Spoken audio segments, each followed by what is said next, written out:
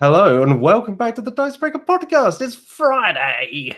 We're here. It's another. Would you believe it? It's Friday. The weather's it's sunny-ish here. I'm no David Lynch. I don't smoke enough cigarettes nor drink enough coffee. I'm Matt Travis. I'm here as always on the Dicebreaker podcast with Chase Carter joining us.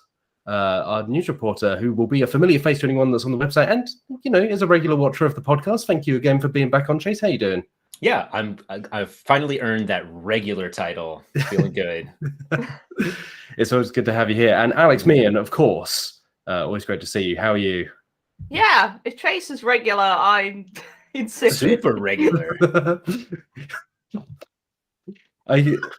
For some reason, I can't hear the word regular without thinking of like the description of prunes and things like that, where it's just like such a strange euphemism. Why? You sounded like me. As a kid, I genuinely thought when I saw that, like, oh, prunes keep you regular. When adults used to say that, I used to think that they used to like it would help people keep time, but I did not understand that that's not what they meant. It's not like, oh, it's the Swiss watch of fruits. What they meant was it makes you poop.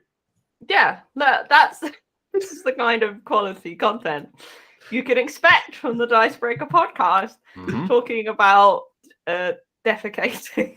Look, we just got to get out of the way early. We know that it's always the thing. It's like, I will TTP, say, time to poop.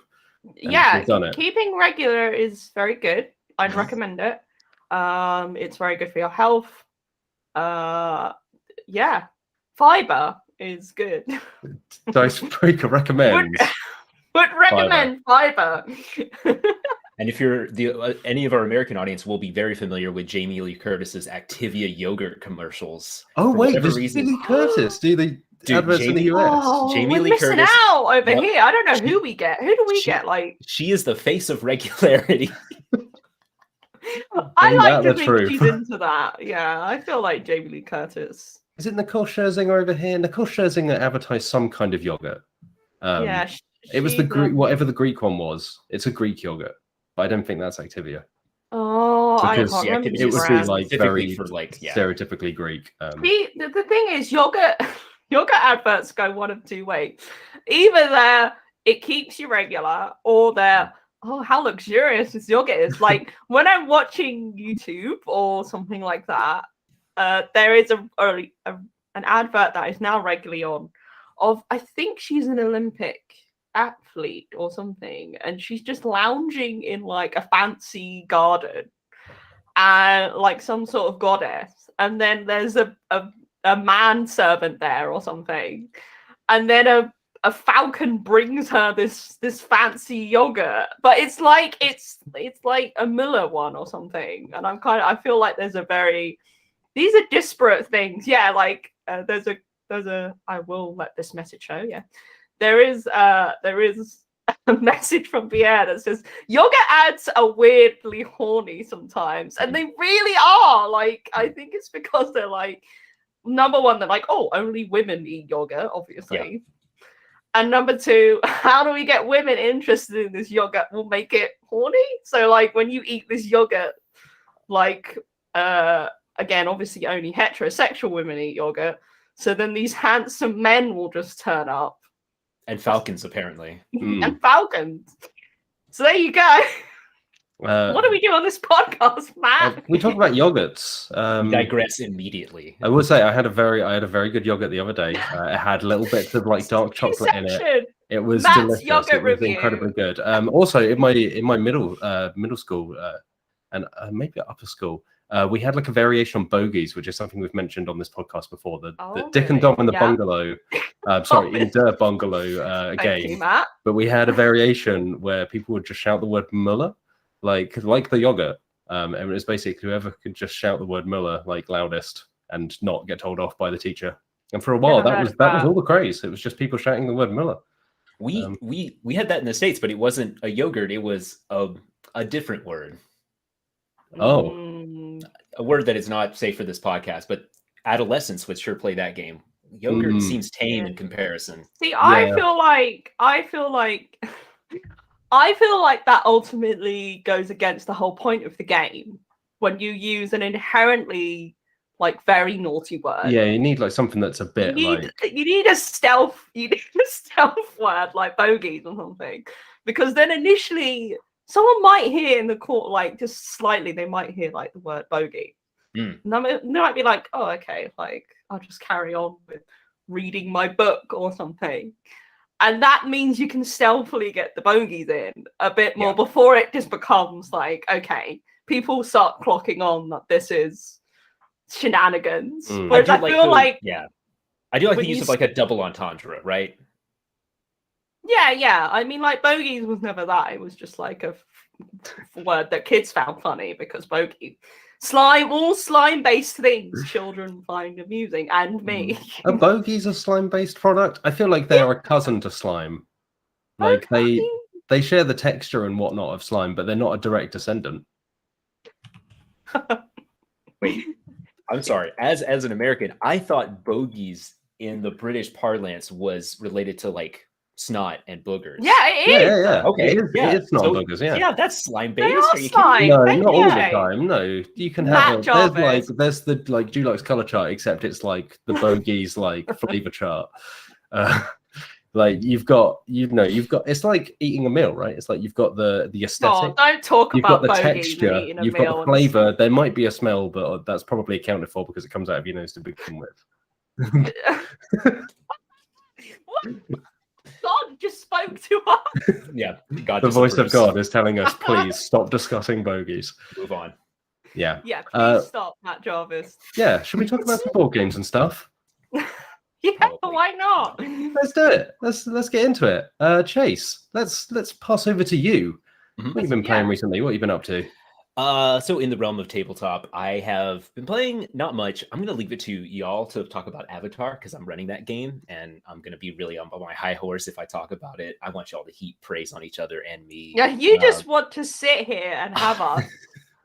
Like praise you. Like, normally we're just like, our GM's really great, but when the GM's here, it's just that little bit more. We can't get away with it, and. No back talking me here while I'm on this podcast. It's the real reason I'm here. But I've been playing Orbital Blues, which is an RPG that we wrote on the site whenever it first came out. It is by, oh my gosh, I wrote the names down and then forgot it. So it is an RPG that's like based on and really drawing on Cowboy Bebop and that whole like sort of like general milieu. So it's like a space western where everyone's like dirt poor and you're just like trying to get by one paycheck to the next. And honestly, it's incredible. It's a very simple system. It uses like a 2d6 resolution system where you have to, most checks, you just have to pass an 8. So the mechanical wise, it's very, very like easy to jump in. And a lot of the really good, just like the delicious stuff about this game comes in the characterization. And then also this other system where you have a blues stat, which you acquire blues by getting into trouble and having things that like don't go your way. Like for my character, who is a member of like a odd space religion, whenever someone doesn't like your religion or like you have to act against one of your tenets, you take blues. And if you acquire enough blues, you have a scene that is like your blues come home to roost, which is essentially, if you've watched Cowboy Bebop, it is the church episode. And that's how you level up. And that's how you gain more stats and more power and take on like more feats. That sort of stuff. So it's incredibly cool the way that it uses the sort of like an arc of like a series of like the anime series Cowboy Bebop as like the way that you play the game, garner experience and then level up. But all the while, as you get closer to leveling, the blues are going to abjectly affect your ability to do stuff. So things are just going to get harder and harder. Things are going to get more like rough. You're going to encounter more sort of like trouble until it gets to this point where everything builds to a head, and then there's like a shootout or something from your past pops up, a disgruntled lover or a past rival or whoever you owe money to, and then you have to deal with that, and you either die, which is very possible, or you come out a little bit stronger, and you get to have that sort of scene where it's all about you and things are rough and you're going to get into a lot of damage, but if you come out the other side, there's sort of that denouement, and then the story can continue forward with this extra trouble on your shoulders, which is a really interesting way of taking a character concept where you don't have to know everything at first and slowly building that backstory and how it comes back to haunt you, which, I mean, that's what all Cowboy Bebop is these sort of characters running from their troubles until the troubles catch up. Yeah, we were chatting about this a little bit in the news Slack that we have. Mm-hmm. And when you were describing the kind of mechanical, like the blues mechanic, it's like that, it's something that I feel like I don't see in enough RPGs, where there's some kind of progression tied to not just success, but also kind of like you take the rough with the smooth as well. It's like you say, it builds to these kind of big moments, which aren't necessarily positive, but move your character forward in a way that's interesting, even if it's not just they're really great at something. Yeah. I feel like that would really work with, there is a Witcher RPG, which, is that Talzorian? It is, it's not Talzorian. Yeah. Oh, look at that, right off the top of my head. I'm a professional, Meehan. Yeah, I'm slowly like turning myself into a library. Just an index. Yeah, there is a Witcher RPG, which I think uses like a fairly crunchy system that just like, hey, combat and stuff. I feel like a Witcher RPG would work really well with something like that, because to me, like the whole point of The Witcher, particularly like the television series, is Geralt does things and then they come back to bite him in the butt. And like, it's not always his fault. It's not always like the decisions he makes. He has good intentions most of the time, but it's just inherently the life of a Witcher and the life of Geralt and the people he kind of has to deal with just means that inevitably he is going to have to deal with the consequences of existing and also his actions. So I feel like if anyone were to make a snitcher RPG, that's good. That would really work in terms of like, hey, we don't need this massively complex combat stat system. Let's make a system based around narrative progression that happens to have similar ideas and worlds and things. So maybe I'll do that. Don't come for me, Talzorian. I think it's also interesting, right? It's like things like The Witcher, I think particularly The Witcher video games, but the short stories kind of have this as well, and Cowboy Bebop. There are long periods in those stories where the characters essentially don't really do anything big. You do side quests, or like Cowboy Bebop is like stuff involving food in a fridge. But they build to those moments. Like in The Witcher, like you'll go off and do side quests, which can be self-contained things in their own right, or they can just be kind of short little interspersed like character moments or world building things. But I really like the idea of a game that structurally like builds to like big moments of character development, plot progression, whatever it may be, that builds in those natural gaps of not everything has to contribute to the one quest that you're on. Like to me, one of the big themes of, again, like The Witcher, I have seen a little bit of Cowboy Bebop. We started watching it and then we stopped for some reason. But yeah, to me, like it's one of the big themes of The Witcher is like Geralt is screwed no matter what he does, because ultimately the world is not very fair to him and a lot of the people in it, and it doesn't necessarily come across from like a mean-spirited or like, oh, this is so dark and edgy sort of way. It's more like sometimes things can be really unfair and there's not much you can do about it. Ultimately you just have to find hope and like happiness where you can, and I feel like The Witcher is really good with that. And again, I think this system would really work in terms of, sure, those moments are going to come and bite you, but you can also look for ultimately trying to find like the light within the dark. And there are a lot of really great stories, series, worlds that do deal with those kind of themes in one way or another. Another cool thing is that one of the conceits, you begin each sort of like session or like sort of like little arc, if whatever like adventure you're doing, with no money. Like the whole reason you begin this adventure is because you're out of money, out of fuel, and you need to get paid and you need to buy some food. So like success is not, it totally eschews the normal, I want to say normal, I guess like the conventional RPG goals of like accruing wealth, accruing experience, accruing treasures, that sort of stuff. Like that's not really the point. It can happen and you can use it for certain means, but really the point is to play these characters that are desperately running from their past and going and ultimately failing to get away from it. And how do you reckon with your own past when it catches up to you in whatever form it does? I think it's cool. I just wanted to note it's from the developers of the game are Sam Sleeney and Josh Clark. It's published by Soul Muppet. Really cool. It has like if you can, I think, get a soundtrack that is developed just for the game, which is something that a lot of indie RPGs have been doing that I really love. And there's a lot of folks who wrote adventures for it. Omedos wrote one. And a lot of other folks. So for people, just to have a reference, Mementos is the creator of Ark, the RPG that we have a playthrough of, and they GM'd for us, and that was really funny and really great. So you should go and watch that. But yeah, sorry, Chase. Yeah, we're provide context.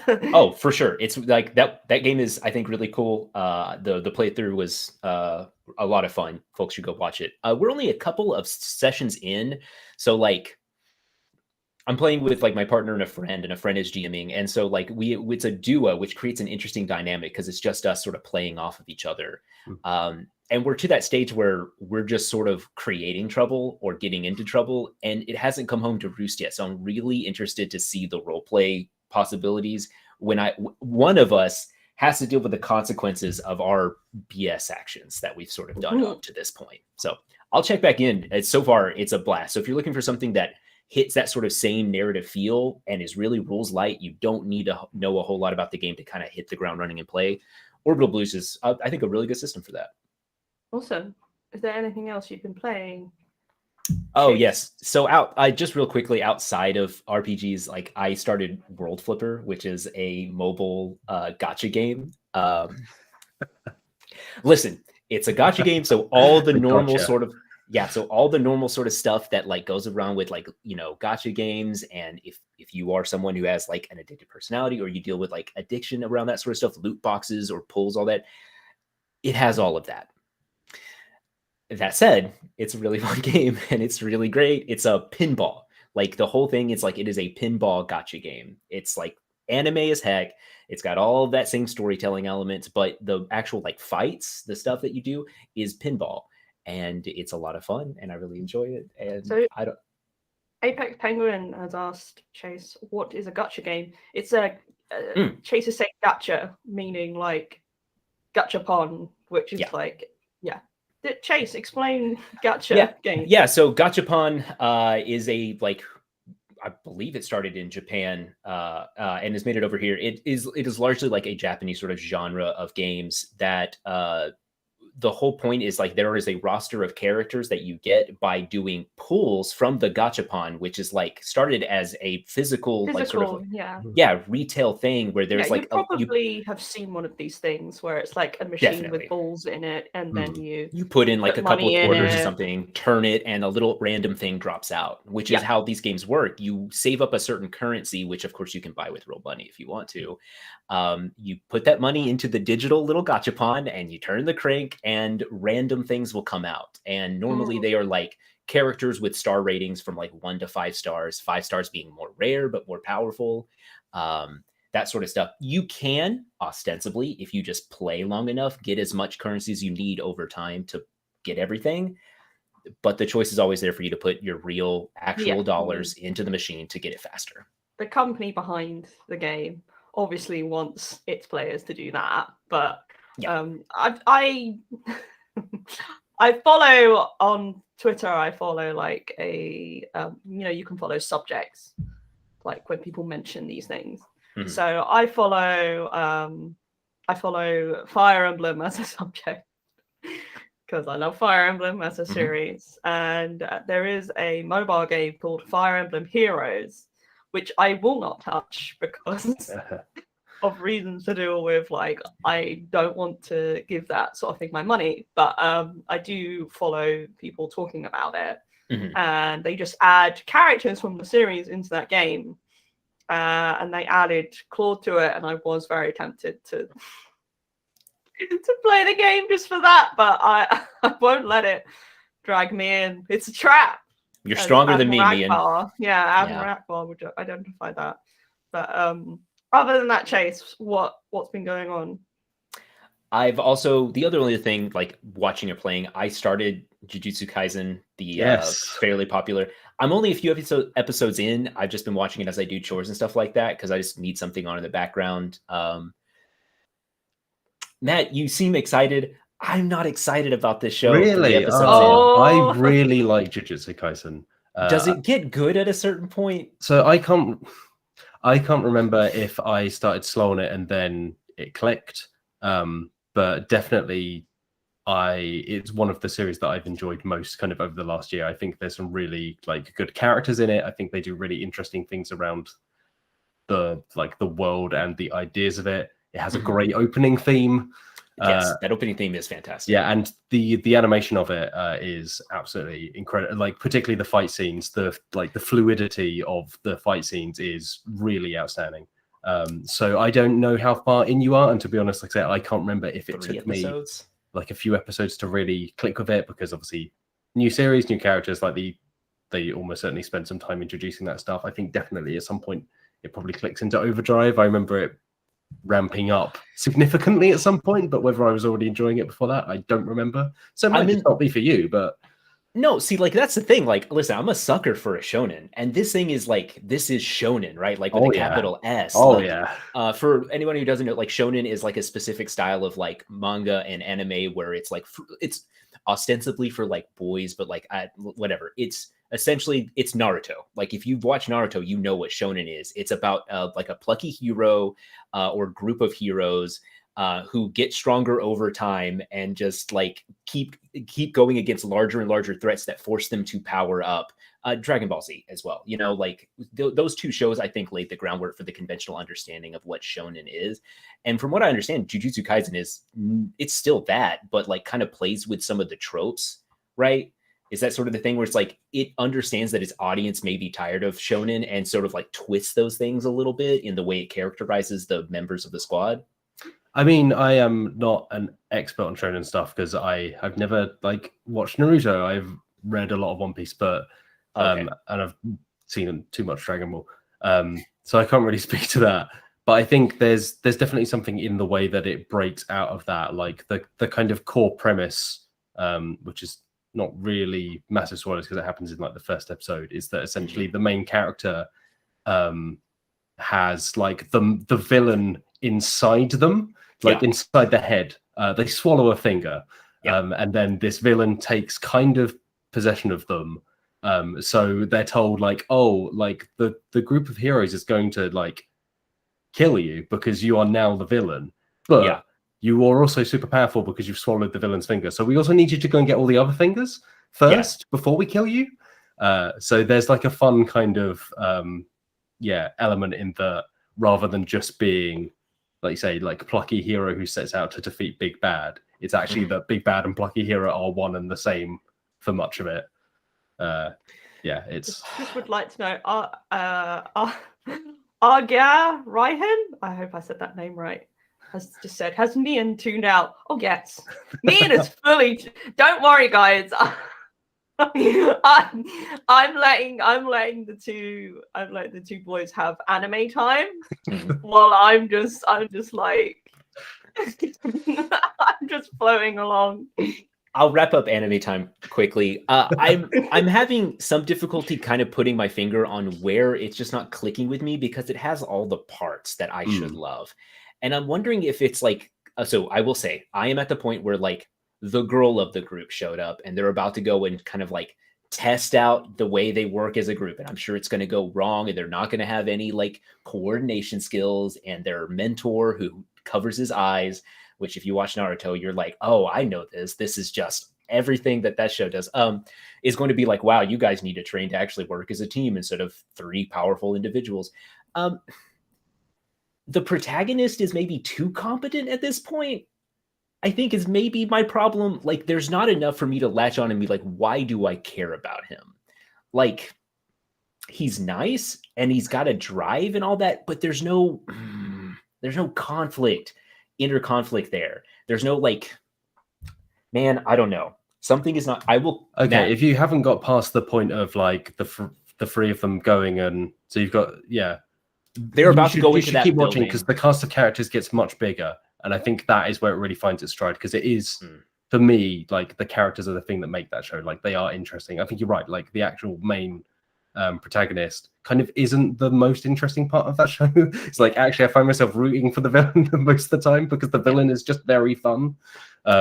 So I think that's where it kicks in, and there are a lot of good like interpersonal dynamics between like even side characters. Like, they all have a lot to say. Also, there's just a character who is just a panda, which is great. I'm waiting for that panda. In the intro, there's a panda like parkouring over the top of a building. I'm like, show me that panda, please. Yeah, it's good. I'd say stick with it. Like I say, it might just not be for you, but I think it's still ramping up from where you are. Like, you still have a lot of characters to meet. Like, you still have kind of the main thrust of it to kick in.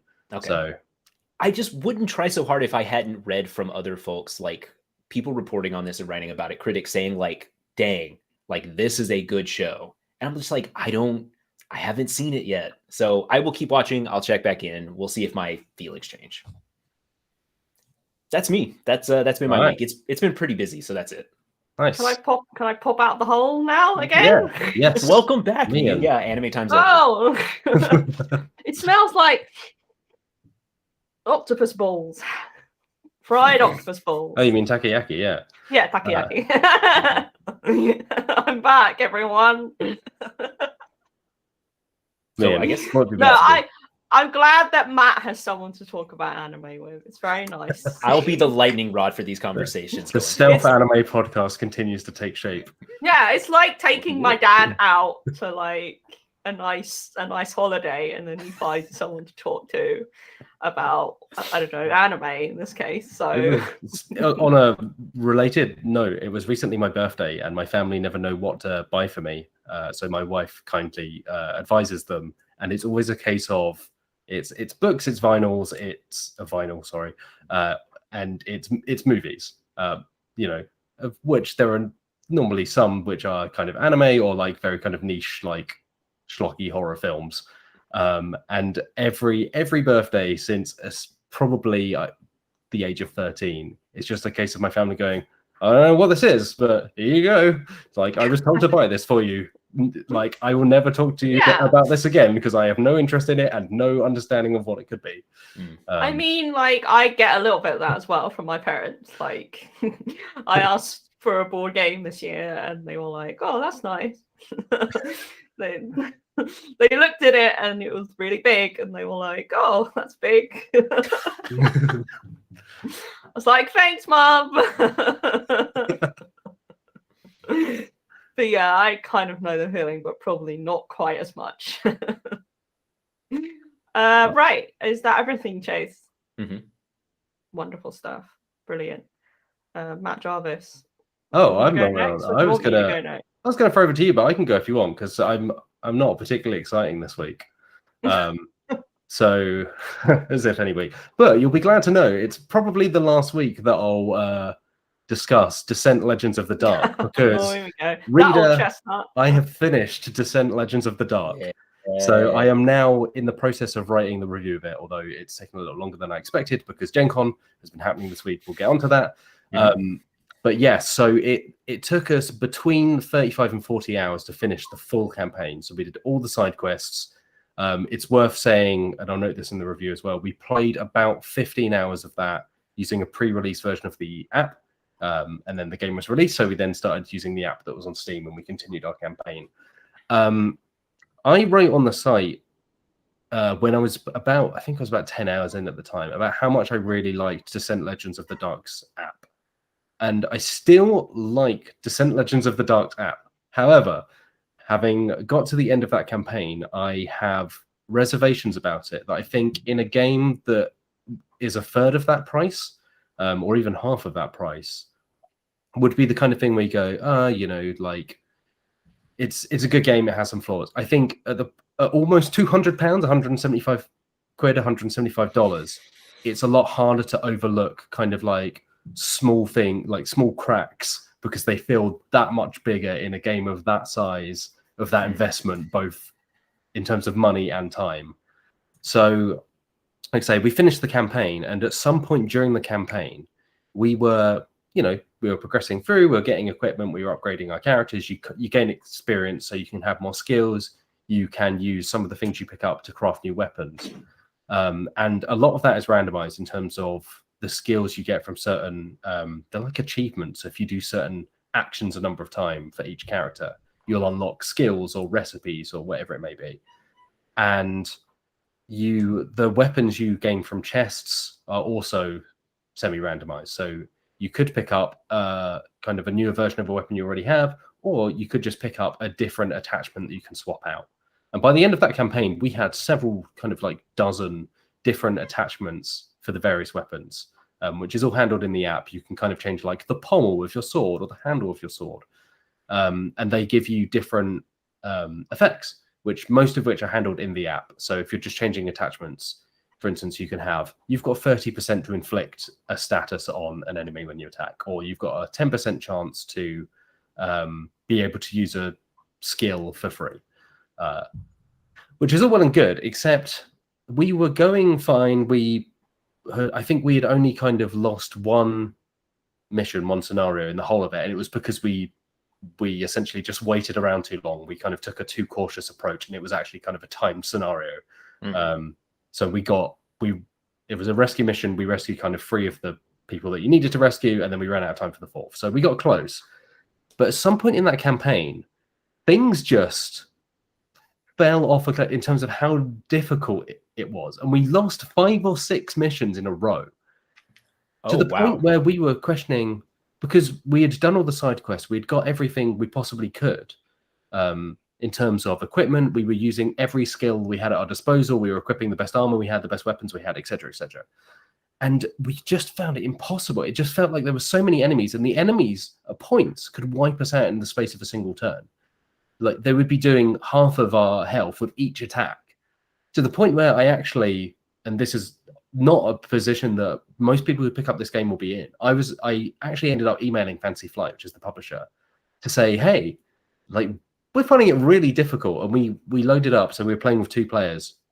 We loaded up some kind of dummy sessions with 4 players and 3 players as well, to see if it adjusted the health values and the damage values of enemies. And it didn't appear to. So I then ended up emailing Fantasy Flight's PR to ask, hey, like, is this how it should be? And they said, yeah, it does scale to different player counts. And apparently, effectively, the way it works is the AI app gets a number of points that it can spend on, for instance, spawning enemies or spawning enemies of a certain level or difficulty. But it just felt impossible, particularly towards the end. And I can't imagine how you could spawn more enemies, because at points we were running out of figures because there were so many enemies on the map. And it felt like if we stayed to try and fight them, we would run out of time for kind of time-sensitive events objectives, or we would just get torn apart because you can attack once or twice in a turn, but if there are 4 enemies, they each get an attack. So you can very quickly just go down. And it started to just frustrate. And that was on top of bugs that kind of popped up in the app as well, some of which have been patched. There have been multiple patches to that app now, but there are still some bugs that are persisting. So at one point, one of the like I say, you unlock skills and so on for different characters by doing different activities and actions. And for one of our characters, it just broke. It was like, you've unlocked everything, and it was 20 hours in, and all the other characters kept going. So for that character, we just couldn't unlock anything more. We didn't even have the opportunity. And because it's all handled in an app, it's not like we can, grant ourselves those skills and try and balance it out. Yeah, no fudging. Exactly. So I think, like I say, on the whole, I really do like that game. I think the central gameplay experience of it is really good. It's a really good dungeon crawler. It's not going to blow you away in terms of, like, you still move on a grid, you roll dice to attack, you do the thing. There's a different magical MacGuffin in every level. That's the way it goes. And I think on the table, the visual presentation is kind of like second to none.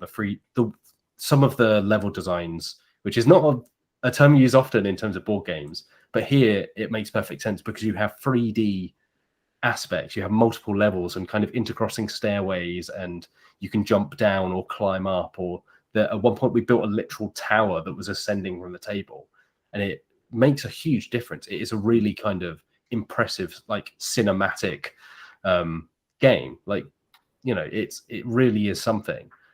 But I think, like I say, these small things that just started to kind of eat away at the experience a little bit, where it was like we were throwing ourselves into what just felt like a wall that we couldn't break through. We didn't know what more we could do. We tried attempting missions in kind of different styles. So some we would just go for broke and just try and get to the objectives, like rush the objectives first, see if we could outrun any enemies that would like knock us down, wound us, and then finish us off and defeat us. And then others we would play it much more methodically and try and take out the enemies one by one. But we just couldn't, and maybe we just got unlucky with the weapons that we had, because by the end of the campaign, there was a single potion that we were able to use the upgraded side of. Everything else was just interchangeable. So we didn't get better versions of the things we had. We just got stuff that did different effects. But you can't equip it all. You can only equip, 2 attachments to each weapon. And we were collecting materials, so it wasn't like we had run out of materials because there were just no recipes left. So maybe we just got unlucky with the randomization. But by the end of that game, I felt like the experience had just kind of soured me a little bit on it. And I think if it was a £50 game or even a £100 game, for 35, 40 hours, potentially longer if you're playing with more people, I think we were getting through it quite quickly because we were reviewing it and so on. It's definitely, I can see it being like something that will last you. And I think for someone who's not playing it for review, 35 to 40 hours of gameplay in a board game is a long time. That's potentially, like, each scenario is about an hour to 2 hours. So if you play one a week, that's 6 months, 8 months, something like that. But I think the small kind of flaws, and they could get patched later. It could just be that we got unlucky. But from our experience, having gone through all of that, by the end, it had gone from being a really, really enjoyable game. Probably one of the best games I played this year. And I think by the time I got to the end, I had started to just feel like almost a little exhausted by it, a little bit worn down by just small things that, like I say, in a different game, wouldn't be such a problem. In Mansions, where everything's self-contained in a single scenario, it's not really much of an issue. But when you hit something like that bug that locks you out of skills for the rest of the campaign, you either have to replay 15 hours and have completely different, because of the randomization elements, have completely different stuff there, or you just have to push on through and accept that that's your lot for the rest of that campaign. And I think that's a really difficult thing. And I think for the price that it is, that makes it quite a hard thing to wholeheartedly recommend, which I feel before, 20, 25 hours in, I probably would have been being like, this is really something. And I still think it really is something. But now there are just these kind of caveats. And I think especially given the price, just make it that much harder to just really like fully get behind and be like, this is incredible. And it's a shame because the characters are great, the story's great. I like the art style. You're wrong if you don't like it. Like, it looks great. Like, wow. There have been some people like, oh wow, they've changed the art style. I think I genuinely think the visual style is great. I think they do a really good job with the style of that world and the miniatures. I've seen some of the artwork. I've seen particularly the character designs, and I'm like, that's really cool. I really like the way those characters look. They look distinctive. And the storytelling is nuts and bolts fantasy. There's a big bad. There's a load of MacGuffins that you have to go and get. It's not gonna blow you away that way. But I think actually the mini arcs with the characters and the kind of the small dramas that they have within their own like backstories are really interesting. I started to actually be like, oh, I'm interested to find out, how this resolves. But like I say, it's kind of a shame because like the broad strokes, like I say, fantastic. And it's just the small things that just started to really snowball to the point where it's like, yeah, I don't know if I could just say to someone or even to a group of people, like, you should put 200 quid and 40 hours into this. I don't know. I need to, this is, I'm still working on the review. I'm kind of working through my process here. A podcast is not the place to have the absolute definitive opinion on this. But yeah, it's kind of shit. I've ended up very kind of mixed on it, I think. Still leaning towards positive, because I think if they can smooth those out in patches, but as it stands, those issues are there. It's not something where you can be like, well, they might fix it in the future, because they might not. And if you're putting in literally hundreds of pounds and dozens of hours, that's a big kind of thing to ask. So yeah, so that's where I've ended up with Descent. Do you feel like the game has hurt itself by trying to put everything, like such a long, big experience, in a single box? My thought listening to this is that if you have the technology, the app, it would almost make sense to break that up into more affordable, surely, and like more digestible chunks of campaigns where you can have sort of smaller arcs and carry those through like different boxes, and then just use the technology as a through line. Well, the kind of wild thing is that is what they're doing, because this is billed as Act 1. So this is their smaller, digestible chunk. Oh gosh! And they actually we'll get onto it in the news section, but Fantasy Flight confirmed that Act 2 is in development, and they kind of showed off a miniature that was this tall versus this tall for Bennett. But yeah, so this is their kind of digestible chunk, and obviously the fact that it will continue and the fact that Act 2 is already in development, if it uses the same app, like presumably they'll smooth out those bugs. But the fact is, right now, like I say, could I wholeheartedly say this is worth £175? It's probably not. That's kind of the rub of it. It's like this is a fantastic game, but there are flaws in it, and they are not flaws that you can necessarily overlook, because they could, and for me did, impact the experience of playing. And like you say, if it were a 10-hour campaign, that wouldn't feel as big a sting, because it's like, oh, we'll get through this and then we can maybe start again and so on. But 40 hours, it's like losing your save, like back in the days of memory cards, right? It's like getting 20 hours for a game and then losing your save on a memory card. It's really hard to be like, no matter how much I love this game, like putting another 20 hours because I haven't finished it or haven't seen what it is meant to deliver is a difficult ask. So yeah, kids, ask your parents about external memory cards. I could feel myself aging like the end of Last Crusade as I said it. It kind of. I was just gonna say, Matt and I were talking earlier this week because Matt was telling me about his feelings on it, and I was like, it sounds like you feel the same way about this as I feel about the Divinity series. Like, Divinity, Original Sin 1 and 2 are games that a lot of people really like. I think they're really, don't get me wrong, I think they're very good. I'm glad they exist. I like the fact that developers are making isometric, computer tabletop role-playing games. That's a very confusing term, but it basically means imagine D&D, but in a video game. Yeah. Where like combat and attacks are determined by dice rolls and stats and things like that. And my friend and I played through the first one, and it was a very, very, very mixed experience. The second one is a very mixed experience where it's impressive the amount of free reign that they give you, where you can just do this thing and you're like, I'm going to try and do this thing. And you're not 100% sure it's going to actually produce anything. And then it does. And you're like, okay, that was wild. But on the other hand, that game is terribly balanced. I get really cross about that game because it's really unforgiving, and at moments it feels like the game hates you.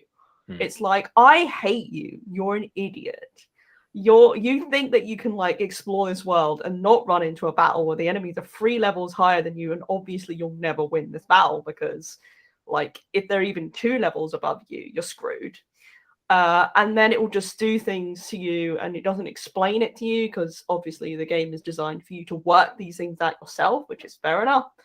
But also it feels very unfair sometimes, where something happens and you don't even understand why, or like what you could have done to prevent it or anything. And also, like, the most advice we got from people is like, oh, you should have looked at the pre-build. Like, you should have looked at like the character builds that people have put on the internet before like starting the game. And I'm like, I should not have to do that to experience this game and not feel like I'm being crushed like constantly. Like, we should be able to have fun and work these things out. but not feel like the game was punishing us for not optimizing our characters. Like I wanted to make a character that I have fun with, and I do have fun with it. Don't get me wrong. It's not a game that's like, I hate every moment of it. Otherwise, we wouldn't be playing it.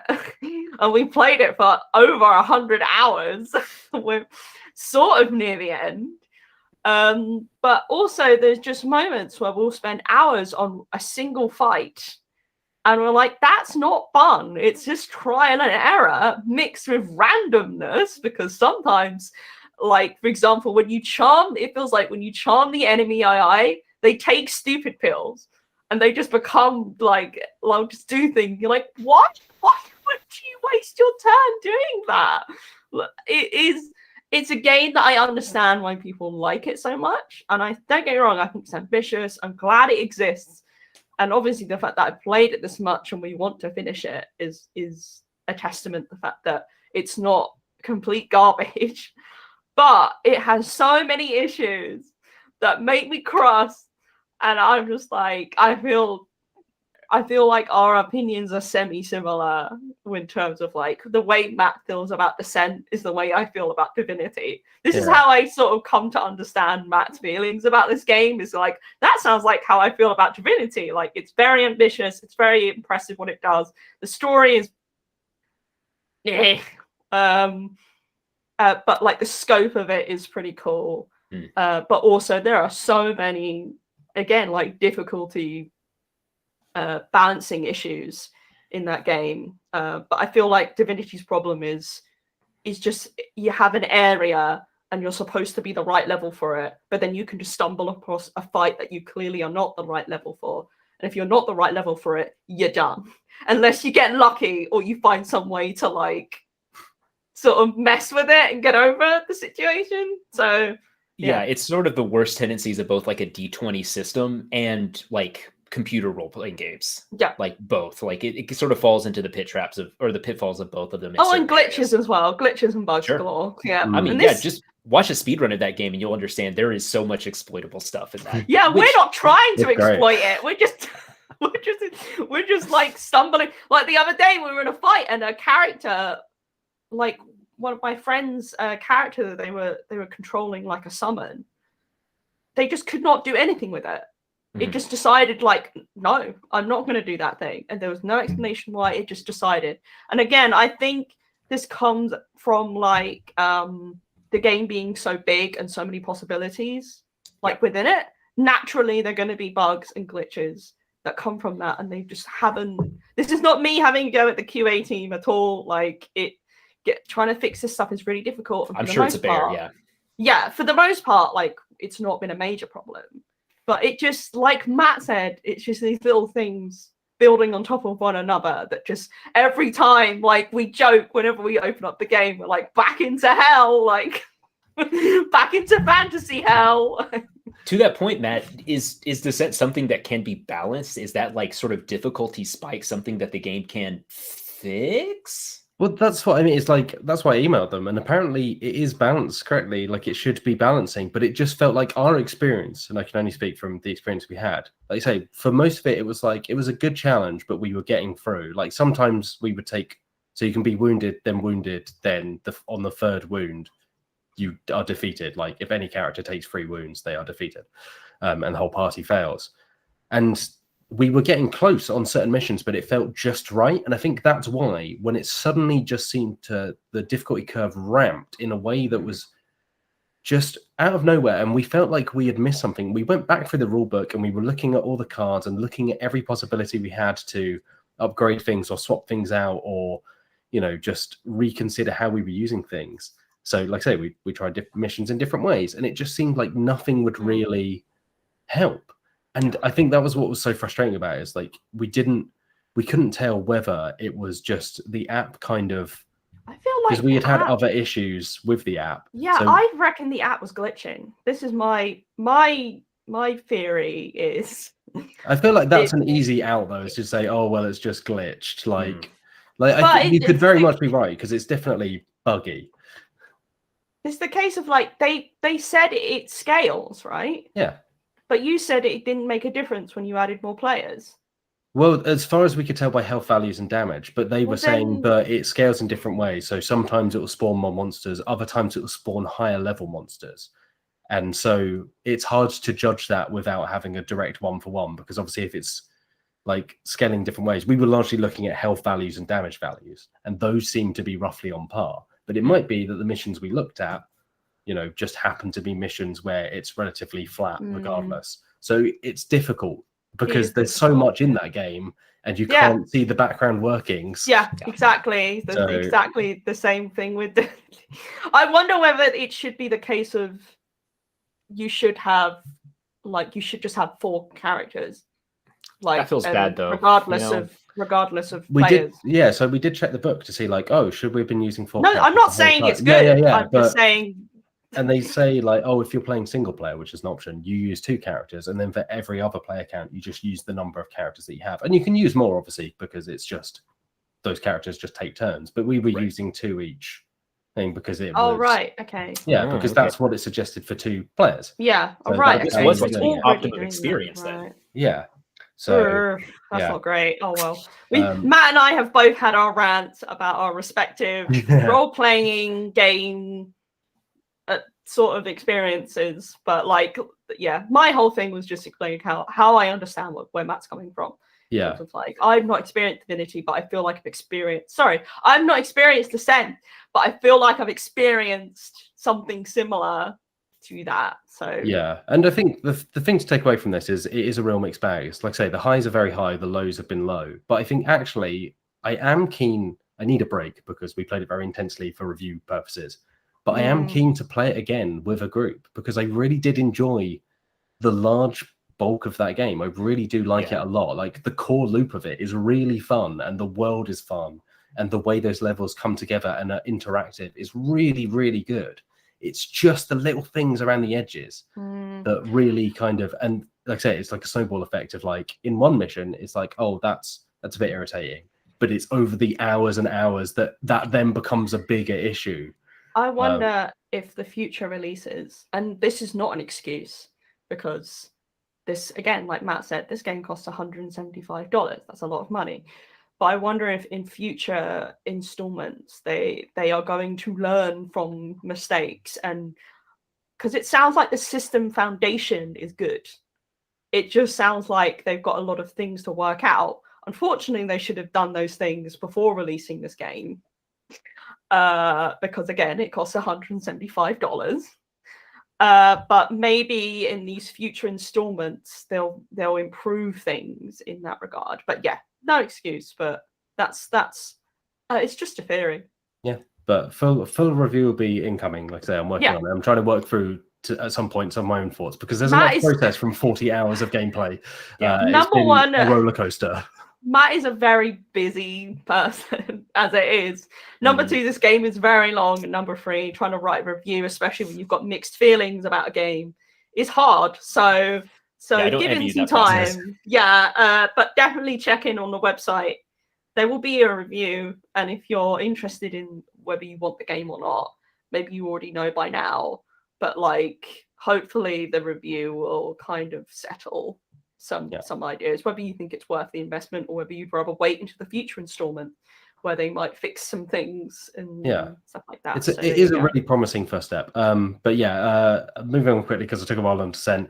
We continue to play Avatar. Our GM, unnamed, nameless, who could it be? Is very good. I'm really really enjoying that RPG. I think our session we had this week was, I said at the time, it was one of the best RPG sessions I've ever had. And obviously part of that was the GM, part of that was the players and the characters, but also I think that system provides a really good structure for that kind of storytelling. A lot of character kind of moments that really popped off and came together in a way that felt like an episode of Avatar or Korra, genuine moments of connection and fights that weren't just people punching each other and seeing who falls down first, but fights that could be interrupted by moments of character interaction or even story development in people talking and interacting that way. So I think I'm really enjoying that RPG. Earlier this week in our news Slack channel, I just get a little message from Matt Jarvis just saying, I just want to say I really enjoyed that session we did the other day.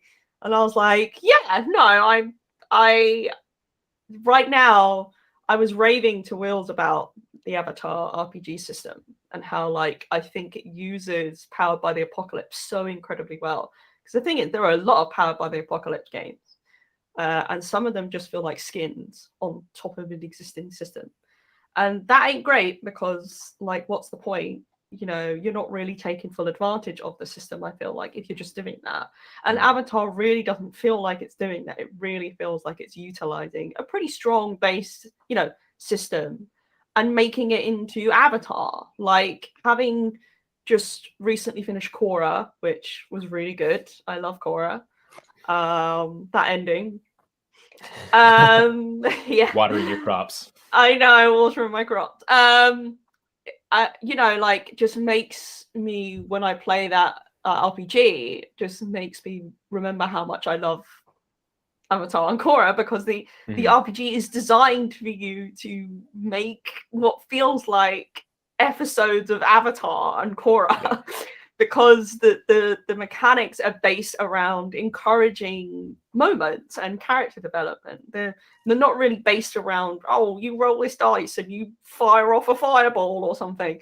Like, these are like, oh, you comfort someone because something's happened in the story, in the narrative, or like you gain a condition that affects how you respond to things later on. You know, the mechanics feed into the narrative, and the narrative feeds the mechanics, and like, that's why the system works as well as it does. And it means that we are role playing right now in a really, we're really doing it. I almost did a bad word because I got so into it, but like, we're just coming away from sessions and just being like, that was so good. Like, we almost had someone cry in our session because it was just such a lovely moment. And I feel like I become my best role-playing self when I'm playing that game a lot of the time. I think it might be my favorite character I've ever played, honestly. Yeah, your character is so good. And there's still so much potential for development from all of us, but we're getting like little crumbs. Yeah. I will say that what's to come. The session we did this week as well, the combat started to make more sense to me. I think, like Chase, you wrote a really good preview on the site. And I think I still think that the combat is the weakest part of that game.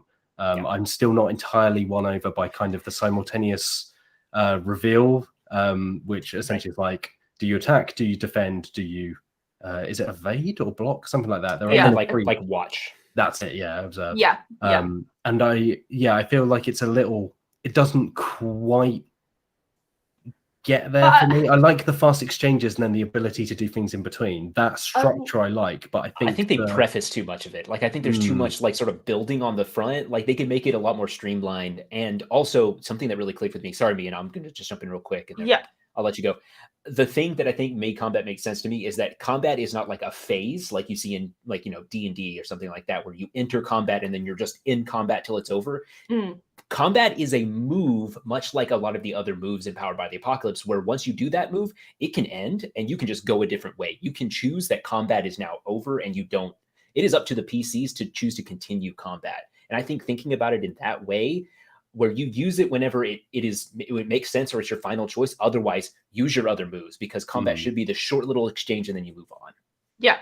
Again, just like in Avatar and Korra, like, you have exactly those little, just like in those action scenes, the people involved will sometimes stop to have like little mini exchanges before they kind of carry on or choose to stop entirely. I think, again, like, it just amazes me how much the system feels like it's designed around the show, what makes the shows so good. But also, like, compared to other combat systems, I will take this one any day of the week, compared to, like, you know, D&D or whatever, where it just feels like combat goes on forever. And like, you just phase out of existence for a bit when someone else is taking their move. If it's not your turn, you're like, it's just like, this is taking so long, and it's 100% a lot of the time not relevant to what I want to do or anything. Whereas I feel like, again, in the last session we have with that combat, we were paying attention to what we were all doing, because it all fed into the situation, and like what I was going to do was dependent on what was happening with another person. And y'all set up like this beautiful combo. Yeah, like, it was so it's good. like so good. Like you used your 2 moves to like do something. Like you like wedged a bit of earth so into cool. a thing. You did like a little hop up and then like did almost a coup de grace on the enemy. Like it was.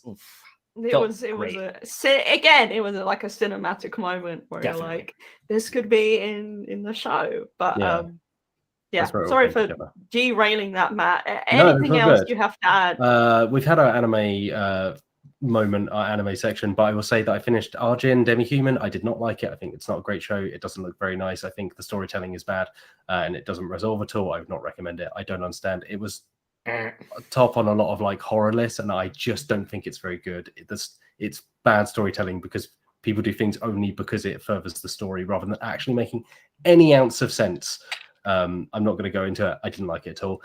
Also watched Giovanni's Island, which is a film that takes place during the tail end of World War II, is about the Soviet occupation of kind of an island chain just off the coast of Japan. It's very good. It is very sad. It is it's not Grave of the Fireflies, but we were sobbing at the end, it then silent through the credits. So like, oh no, like it's a real I can't do this. But it also involves like it centers on the kind of perspective of younger children going through that. So I would say that it's a good film, but obviously if you decide to watch it, be aware that you need to be in the right kind of headspace for that and to know what you're getting into. But I would recommend it as a film. I found it really kind of very moving and powerful. I will never forget not tricking, but like having my friend and I sit down and watch Wolf Children, and I knew what was coming and the other person didn't, and within like the first 10 minutes of that film we were just crying so much, and they were like, why did you let me do this? And I was like, and I was crying as well, even though having watched the film already, and I was like, I just wanted to feel something. Like that film destroyed me. But yeah, is that everything, Matt Jarvis? That's everything. Alex Meehan. Right, 5 minutes. Let's go. I will squeeze everything I've done into the smallest amount of time possible. Because we got other things to get onto. But yeah, I've not really played much tabletop stuff this week. I played Unmatched yesterday with Liv for the stream. Fun video. I want to play that game. I really want to play that game. Same. So good. Like Unmatched is just such a great system. Really would recommend it. It's a little skirmish kind of game with miniatures and like decks of cards, and you basically perform action using your cards. And the premise is like these people from like either public domain IPs, like the kind of main releases. So in the first one is like King Arthur and Alice from Wonderland and stuff. And then they also have the licensed ones, which is wild because they got like the Velociraptors from Jurassic Park. Have like Bruce Lee fighting a T-Rex, and it's Bruce Lee. But like they do it with real love. Like the decks are based around, they feel like they're themed around these characters on their kind of approaches and things like that. And I feel like that's real effort put in. They haven't just like whack whatever mechanics they want on top of the character. It makes sense within who they are.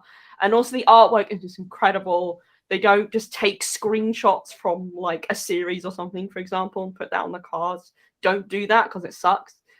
They've done like artwork that looks really great. I'm really looking forward to Volume 2 because the characters in that look so awesome and amazing. Again, it doesn't change the system entirely. It just adds some new characters and a new board and things. But like, I think the characters are enough to like draw me in because they feel kind of very distinctive. And they're not always 100% well balanced. I'm convinced that King Arthur, for example, in Volume 1 is kind of rubbish. Whenever anyone has played them, they always lose with King Arthur. It just sucks.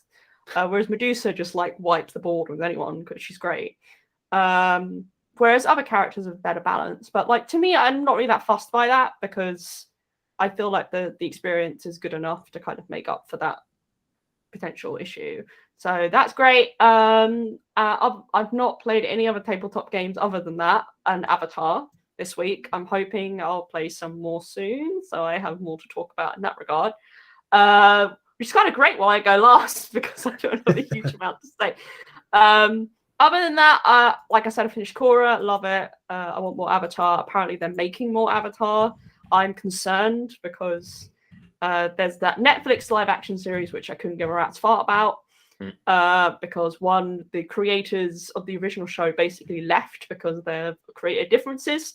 So kind that's already right there. Yeah, that's already a red flag where I'm like, not great. So even though, for example, they did a great job with The Witcher, there is potential there that they've shown they can adapt things before, but also Netflix has created a lot of bad things.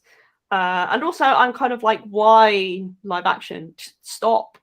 Like one of the great things about Avatar and Korra is the fact that it's animated. That's what makes it so good. And even Avatar Studios, which is like the actual creators kind of new company thing, they're making a live action series. I'm like, stop. No, we don't want it. That's the market though. I just hate it. But they are doing an animated series as well, which is the one that I'm interested in. So that's cool. I also watched that Witcher animated film on Netflix, which is quite good.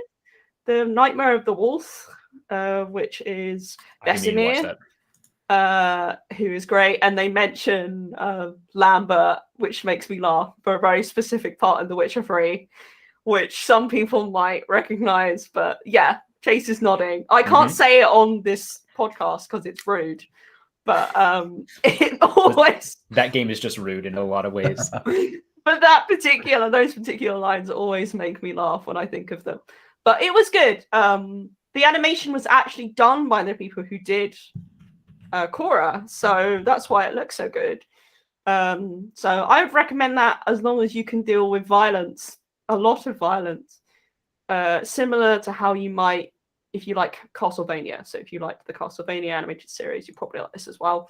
It is just a film, and if you already know the rough story of The Witcher, it's nothing new in terms of narratively speaking, but it was still good. I enjoyed it.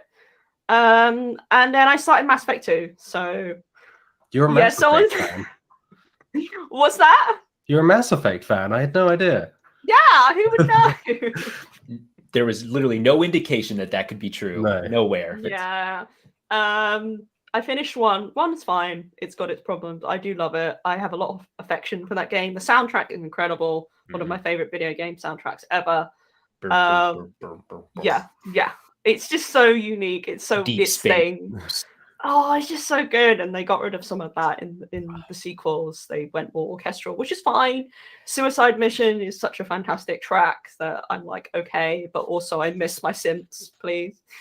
They're just so good. I saw someone in a video yesterday playing the Galaxy Map theme, Uncharted Worlds, on an organ, and it was amazing. Oh, wow. So would recommend. But Mass Effect 2, as soon as I started playing it, I'm like, oh my god, I'm hooked already. Again, like I've played this game so many times, but already I'm doing the first few missions, and I'm like, oh yeah, this game is amazing. Yeah, like it's like coming home. Yeah. I played this game multiple times. It's nothing new. Like, however, I'm just starting again, and I'm like, I haven't felt this way about a video game in a long time in terms of like, I just want to come back to it over and over again. Like, I had to stop myself playing so I could go to sleep like an adult. But yeah, it's just, oh, chef's kiss. It's just so good. So yeah, I'm looking forward to playing more of that. Yeah, that's about it. That's my week, baby.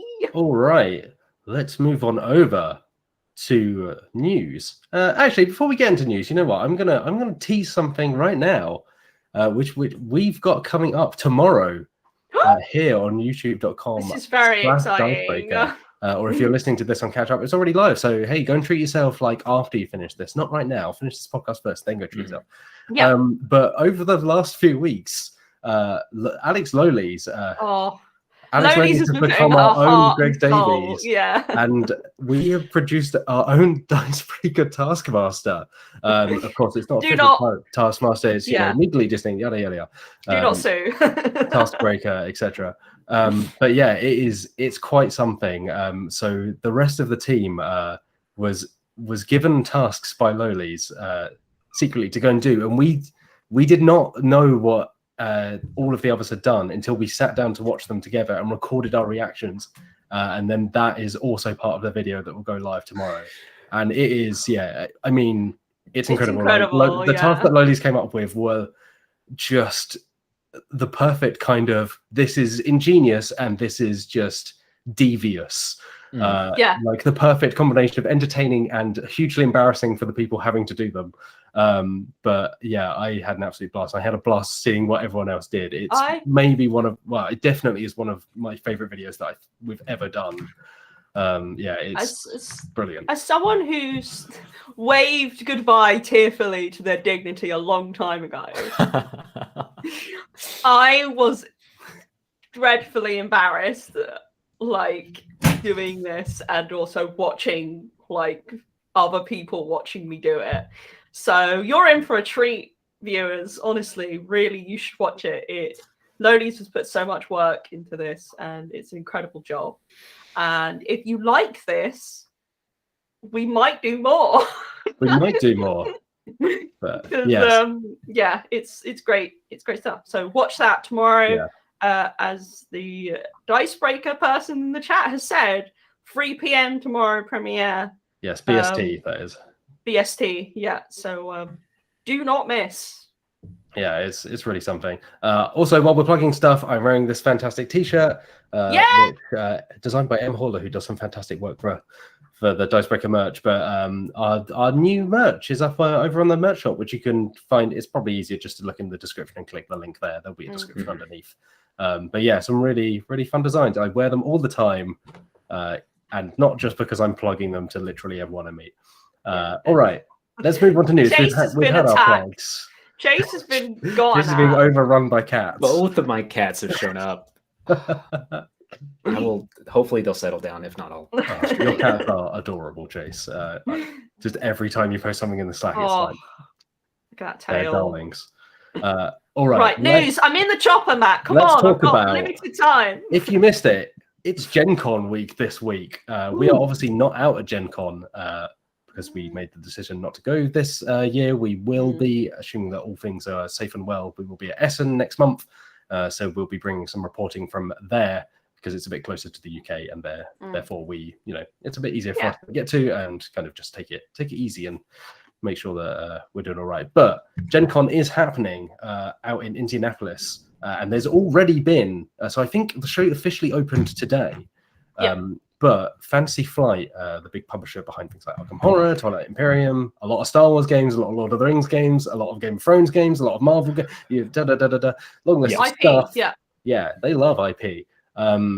They did their in-flight report stream.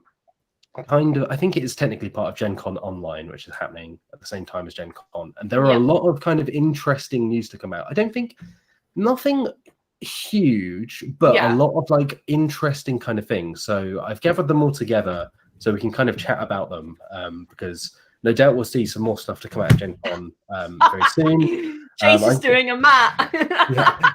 Chase, honestly, it is. I put it up on you. It's your responsibility today to keep the cats in check. So we'll blast through these quickly, and then we'll chat about Gen Con in general because I think it's an interesting show for the industry and the hobby because it's kind of one of the first really big shows to return in person. We obviously had UK Games Expo over the summer here in the UK, but in terms of the real biggies, it's kind of Gen Con, it's Essen. But blasting through this news, there's a new Star Wars Outer Rim expansion 2 years after Star Wars Outer Rim came out. For those not familiar, Star Wars Outer Rim, you play as basically rogue, scoundrels, scum and villainy. It's a really interesting game. It's kind of, I suppose you could say it's open world, sandboxy. You play as a character, so you could be Han Solo, you could be Lando, you could be Jyn Erso. But the fun of it is you kind of get to remix stuff together. So you could be Han Solo, but you could be flying like Jango Fett's ship, and then you could have Greedo as your companion.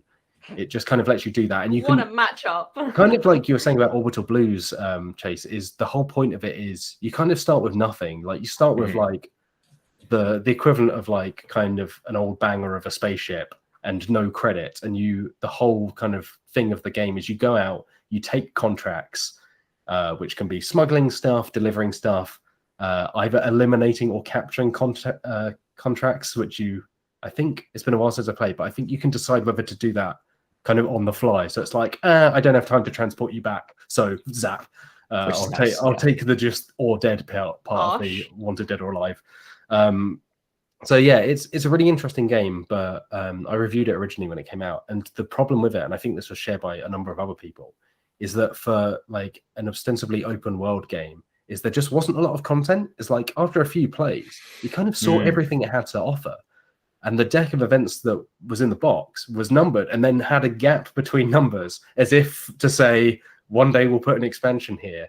Expansion goes here. Yeah, and it's classic Fantasy Flight way. Taken them 2 years, and they have said that, you know, they've made some comments over the last few years about slowing down their expansions, because it's been much criticized, the fact they'll just kind of pump out a load of expansions for every game. So it's worth saying we don't really know a lot about this expansion, other than it's called Unfinished Business, and it's coming out at some point in the future.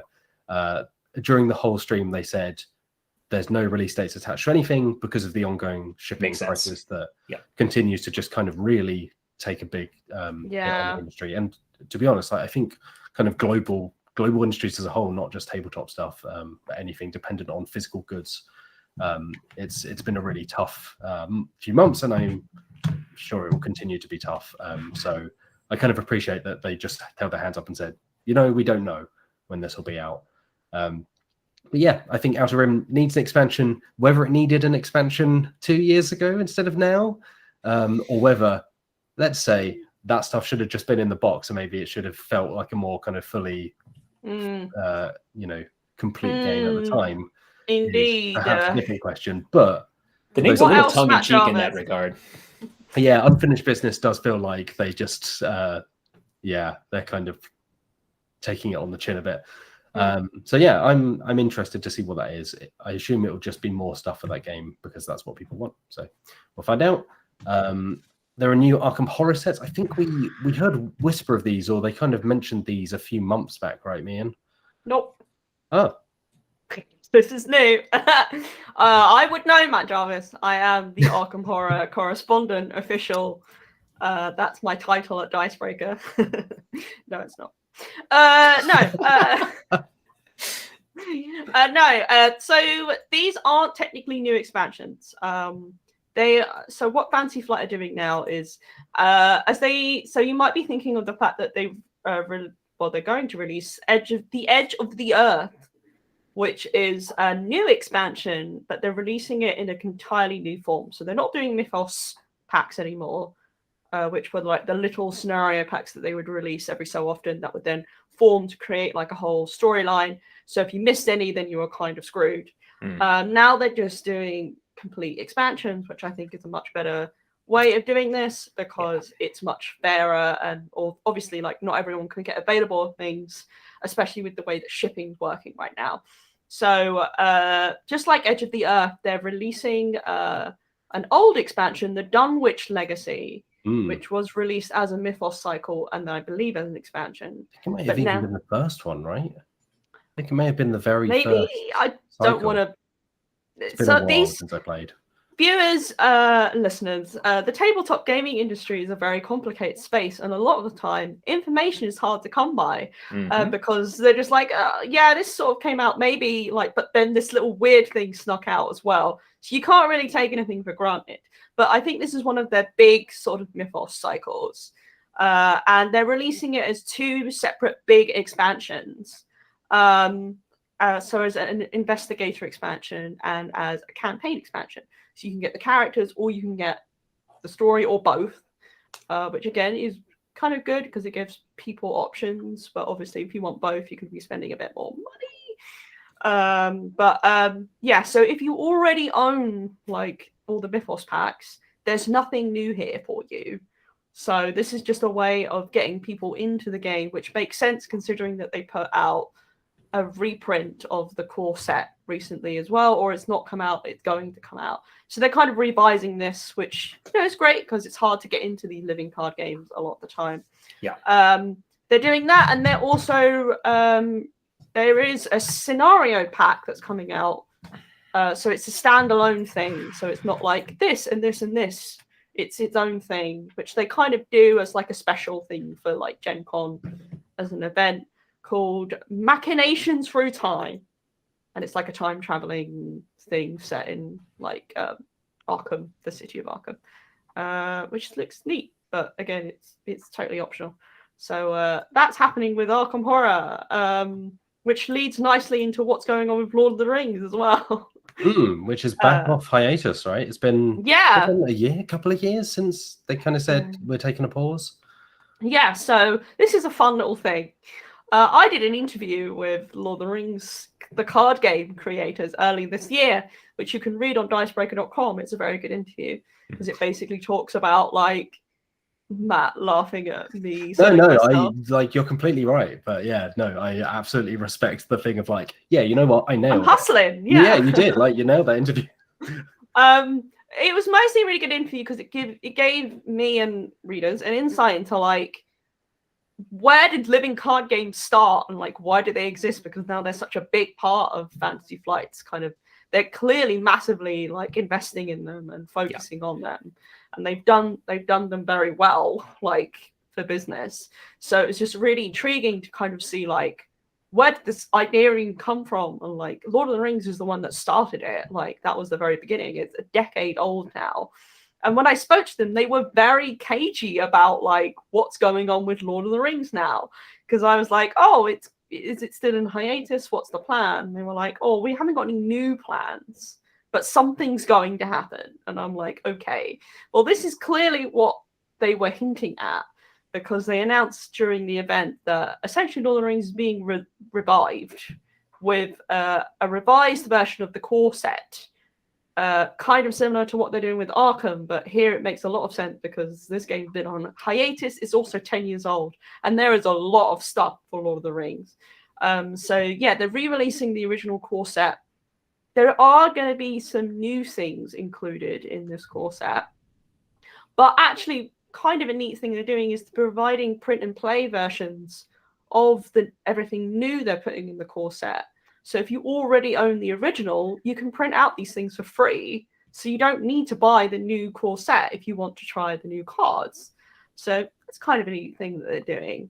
And they're also planning to re-release old expansions or cycles for Lord of the Rings. They're not going to do everyone like they're doing with Arkham.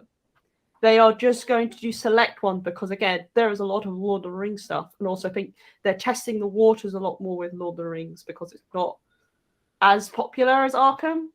But they're re-releasing, oh my goodness, they haven't specifically stated which ones they are, but they're just to expect them. But yeah, there's my story.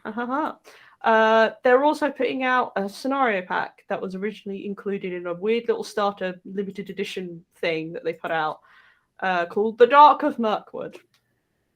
So you can check that. Again, no, they just said early next year. So same with Arkham. So keep an eye out. But it's nice that they're kind of providing players with an easier way of getting into these games again, because they do kind of suffer from bloat. That's what I'd call it, just bloat from like it's just like kind of a relentless release cycle, right? It's like I like both of those games. I played them, but I never kept up with just the sheer amount of stuff coming out. But a self-contained set of like, here's a story in the Arkham Horror card game is kind of perfect. This is what they're doing now. They are dumping the cycle thing, which I very much approve of, because obviously less shipping, but also like it's just more accessible for people who want to get into the game and stuff like that. So I'm all for it. That's good stuff. Do we have anything else? So there were a couple of other quick ones. Yes. They hinted that Fantasy Flight hinted that they were looking into a legacy game. So Nate French, one of the designers over there, kind of chatted about their R&D efforts. but was very upfront in saying, hey, this doesn't mean we're going to make a legacy game, but it does mean that we're looking into one. And it sounds like they've been looking into one quite kind of intensely. Like they've been really, there was discussion of looking for what they call, I think it's like original legacy moments, which is like a very kind of like well media trained phrase. Yep. But there is an interesting thing of Fantasy Flight has never done a legacy game fully. There was an Android Netrunner expansion, Terminal Directive, that had kind of legacy elements, but I think it stands out as one of the few publishers that's just never really dipped its toe in. And I think given the IP it has, there are some really exciting kind of possibilities around legacy. I mean, imagine something like an Arkham Horror Legacy game, right? Or, you know, or like Mansions of Madness or Twilight Imperium or whatever it may be. I think they've got these really good kind of characters and worlds that would lend themselves to a kind of like bigger campaign style game that has like an evolving world attached to it. So I think so. French was saying that they're looking into it and was kind of saying, oh, it's very positive. What we've looked at so far. I think if things continue to go this way, then in the future you're likely to see something. So like I say, confirming nothing, but I think it's just an interesting observation, because I think for some folks, me included, at points it's been like, have legacy games done? Have they passed their kind of fad? We've had like more Pandemic Legacy, but obviously that's the one series that really took off. But outside of that, there have been very few successes on that kind of scale, like Betrayal Legacy, you could say. But then things that aren't attached to a kind of big IP, we just haven't seen get the same reception. So if a studio can make it work, it's probably Fantasy Flight. Let's say and the last little bit of news for me is that Marvel Champions getting a Spider-Man expansion. Which looks cool. Spider-Man. A lot of Spider-Mans in it. Yeah, there's going to be multiple Spider-Mans. Miles Morales. Like Spider-Verse kind of thing. Basically they basically name dropped Spider-Verse and was just like, oh, Miles Morales, Spider-Gwen's going to be in it. Some baddies like Sandman and Venom is in it as well, so that's cool. And they also teased the first Descent expansion, which is called Ghosts of Greyhaven, Ghosts of Greyhaven, I think is what it's called. And they, like I said earlier, they confirmed that they're developing Act 2. So more Descent to come. They're all in on Descent, which makes sense given how much that game must have cost to make, given that they priced it 175 quid. So they're all in on that. But what's going on with Gen Con, Matt Jarvis? So like I say, this all kind of took place just before Gen Con, but I wanted to, Chase, you wrote a very good story for the website, which went live just before we hopped on this podcast. But I think it's worth acknowledging that Gen Con is kind of, like I say, like outside of the UK Games Expo here in the UK, which is kind of on a different scale.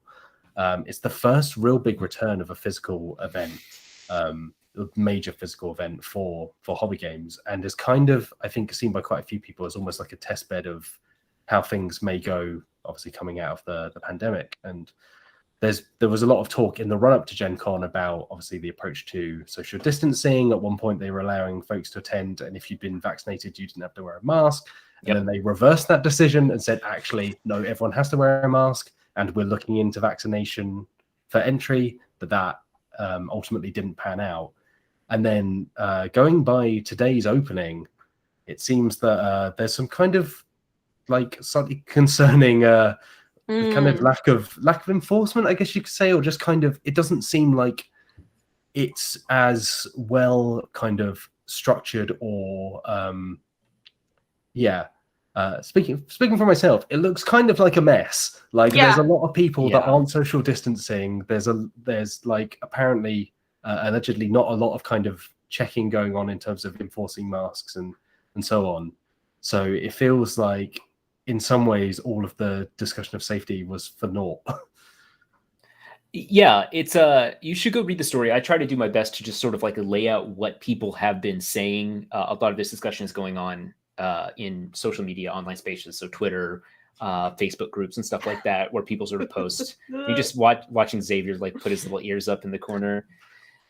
He's happy right here. That's fine. Sorry, Chase. There was a classic. Well, there was a classic Matt Jarvis lift. She did a loop. Oh, beautiful. Yeah, so basically the way it seemed to have gone down yesterday for the opening day, as people were like sort of lined up outside the main door, like halls of the exhibition hall to get in, the crowd just sort of gathered the way crowds do. So much like people just sort of were packed together. There was no social distancing. I looked at a lot of photos and a lot of videos, and it looked like people were wearing masks. And from other accounts, it seems like folks generally are abiding by that one policy. But getting into the hall, there's just bodies put together. It's like any convention you've gone to, and they opened one door and just sort of let like two lines of people through. So they created a natural bottleneck for everyone just to sort of smash together right down there by the doors. That is opposed to once people got into the hall, from the contributor or from the exhibitors and the attendees I've seen post online said that like folks generally were on their best behavior. I've seen some people say they wish that the exhibitors had more space between their booths, but overall, generally things seem okay inside. But I think what all of this, and if you read the story and see all the sort of evidence I've put together, what this sort of points to is that what Gen Con was allowed to enforce was just not enough to ensure safety. Like they were just not given enough like tools. And largely the big critical thing here is that they were not given the support of local or state like enforcement. Like Indianapolis and Indiana itself, like the state, just isn't enforcing these sort of things. The state itself, I believe, has like a 49% vaccination rate. They're at like 7,000 new cases a week sort of thing. It's just sort of a recipe for failure without Gen Con being able to do really anything. And I don't want to I don't want to just totally excuse. They seem like the people who work at Gen Con, from what I've seen, like the staff workers, the people who are there on the floor, are probably doing everything that they can. But the folks in charge, like Gen Con, the organization, I cannot say we have reached out for comment. We haven't really gotten much as far as a response. I know, Matt, you like the response was just sort of like, boilerplate language from them. They just didn't get enough ahead of this event. Like there was just not enough safety precautions put forward. Like a lot of folks are really criticizing them for not getting that vaccination mandate, because Essen Spiel is going to have that, correct? We have a story on the site that talk like you say like as early as like I believe it was July or September or August, they said there is going to be a vaccination requirement, or you need to show that you tested negative like up to 2 weeks before the show to even get in the doors. And Gen Con just doesn't have any of that. Yeah, I think when Gen Con would discuss it, it was kind of said like, oh, we're looking into it if we can legally. So again, like you say, like it's not necessarily at Gen Con's door, some of this. Like you say, they can't be excused completely either, because the decisions to, previous decisions that they then reversed on, that kind of came from the organization itself. Yeah. But in terms of the vaccination thing, that appears to be a bigger thing, like of state kind of legislation and so on. Mm-hmm. And then like you say, like compared to Essen Spiel, which seems to be, because we had UK Games Expo in the UK, which kind of took a different line as well and was much criticized for it before they then again reversed on it and said, oh, actually you do need to wear masks. But I think they eventually required proof of vaccination, perhaps. I can't remember exactly, but Essen Spiel definitely seems to be taking the hardest line of you have to prove immunization. Also, masks are mandatory for everyone. Also, they're not selling weekend tickets. You can only buy day tickets, because I believe they're trying to bring the numbers down. So it's we're kind of seeing different approaches that fall at different kind of points on the scale of reaction to this. Like that is pretty much one of the main reasons we're even going to go to Essen. Like besides the fact that it's a lot closer than Gen Con, and there's a lot more going on at Essen, it looks like, as well. Like the fact that they're even putting these measures in place means that we feel more confident to go to Essen than we would ever feel going to Gen Con. And I think, these images and videos, as much as they might be, not 100% accurate, or that there might be some sort of differing opinions, certainly show like, hey, there's some things to be concerned about here. And all that we can hope for, I think, is that they learn from this. And it'll be interesting to see the kind of result of this, and like, whether people are going to be more cautious about it and everything. So yeah, not great. Yeah, I think like the takeaway from this first day of Gen Con, like you said, Meehan, that like the accounts vary, and I don't want to say that anyone's trying to drum up like drama or anything like that. It literally is just like different views of different experiences, whether you're a vendor, whether you're attendee.